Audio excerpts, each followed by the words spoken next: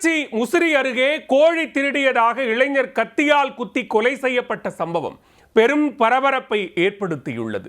சிறு தகராறு கொலையில் முடிந்தது எப்படி? பேசிக் கொண்டிருக்கும் போதே மூச்சை நிறுத்திய சம்பவம்தான் திருச்சி அருகே அரங்கேறியிருக்கிறது. பக்கத்து வீட்டுக்காரர் கோழி திருடியதாக இடந்த சண்டை அவரை பரலோகத்திற்கு அனுப்பும் அளவிற்கு சென்றுள்ளது. சாதாரண கோழி தகராறு கொலைவெறியாக மாறி கத்தி குத்தில் முடிந்தது எப்படி? ஒரு கோழியை அடைகாத்து குஞ்சு பொறுத்து வளர்த்து கோழியாக வளரும் வரை பாதுகாப்பது என்பது அவ்வளவு சுலபமில்லை. முட்டையை பாம்பு பூனையிடமிருந்து காக்க வேண்டும், கோழி குஞ்சை காக்கை பருந்துகளிடமிருந்து காக்க வேண்டும். இதை மீறி அது கோழியாக வளர்ந்துவிட்டால் அதை கோழி திருடனிடமிருந்து பாதுகாக்க வேண்டும். அப்படி கண்ணும் கருத்துமாக வளர்த்த கோழியை களவாடியது தெரிந்ததும் கோபக்கணல் தலைக்கேற கொலைகாரனாக மாறியிருக்கிறார் கார்த்திகேயன் என்ற அந்த நபர். திருச்சி மாவட்டம் தொட்டியம் அண்ணாநகர் காலனி பகுதியைச் சேர்ந்தவர் அழகேசன். இவரது அண்ணன்தான் அந்த கார்த்திகேயன். தம்பி அழகேசன் 3 கோழிகளை வளர்த்து வர அவை அனைத்தும் விடிந்ததும் காணாமல் போய்விட்டது.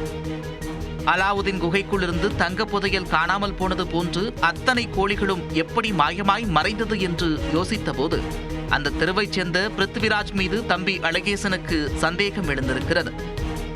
ஏனென்றால் அவர்தான் அக்கறையாக கோழிகளை பற்றி அடிக்கடி விசாரித்து வந்திருக்கிறார். இதுகுறித்து அண்ணன் கார்த்திகேயனிடம் சொல்ல உண்மையை கண்டறிய அவர் களத்தில் குதித்திருக்கிறார். பிருத்விராஜ் அந்த கோழியை லாரன்ஸ் என்பவரிடம் சந்தையில் விற்றதாக கார்த்திகேயனின் உளவுத்துறை அவருக்கு தகவல் கொடுத்திருக்கிறது. அதை கேட்டதும் கார்த்திகேயன் கோபத்தில் கொந்தளித்திருக்கிறார். நேராக லாரன்ஸிடம் சென்று விசாரித்த போது அந்த கோழிகளை தான் சந்தையில் வாங்கியதாகவும், ஆனால் பிருத்விராஜ் அந்த கோழிகளை தன்னிடம் விற்கவில்லை என்றும் கூறியிருக்கிறார். அதனை நம்ப மறுத்த கார்த்திகேயன், நீ பொய் சொன்னால் நான் நம்பி விடுவேனா என்று அவருடன் தகராறு ஈடுபட்டிருக்கிறார்.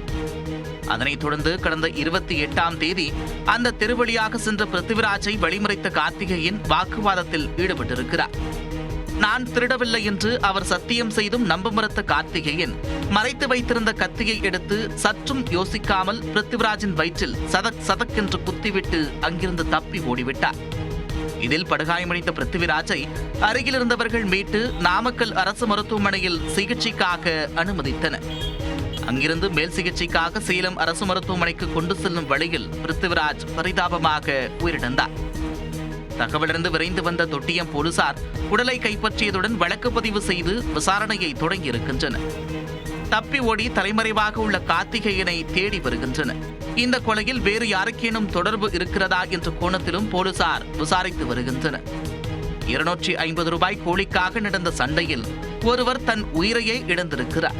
மற்றொருவர் கொலை வழக்கில் சிக்கி வருடக்கணக்கில் சிறைக்கு செல்ல இருக்கிறார். சாதாரண சண்டைக்கு வாழ்க்கையை அளித்துக் கொண்ட இந்த சம்பவம் அப்பகுதி மக்களிடையே அதிர்ச்சியை ஏற்படுத்தியுள்ளது.